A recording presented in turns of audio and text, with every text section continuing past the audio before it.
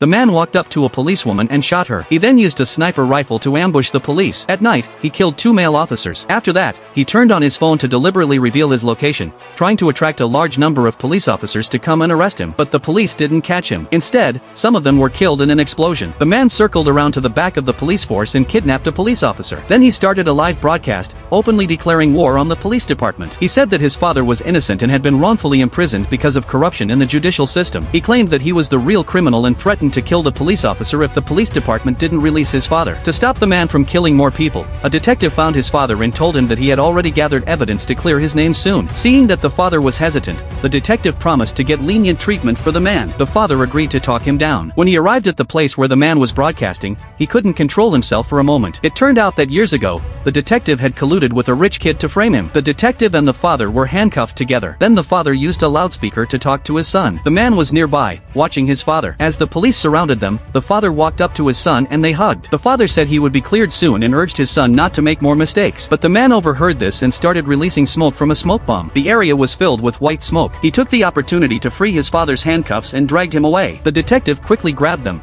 asking if the father wanted to keep running. The man pointed a gun at the detective, but the father kept trying to persuade him. Suddenly, the man was shot by the detective. The man had been afraid that his past crimes would be exposed, so he killed the detective. He also tried to kill the father, but the detective stopped him and punched him in anger. The man had no choice but to leave his father behind and run for his life. The detective chased after him. The man ran across some train tracks and looked back at the detective. A train blocked the detective's way. By the time the train passed, the man had disappeared. When the detective caught up, he was overwhelmed with anger. He had been imprisoned for 13 years and now the man had killed him. The detective realized that the man had been covering up the truth all along. The father was now dead, and the detective was filled with hatred for the police. He was determined to avenge his father's death, so he strapped bombs all over his body. If he let go, everyone within 100 meters would die with him. He walked outside and approached the detective, who was about to burn a painting. The man had to take off the explosives. As the detective reached for the painting, the man punched him to the ground. The detective tried to reason with him, but the man said there was no turning back. With a gunshot, the man died in the end.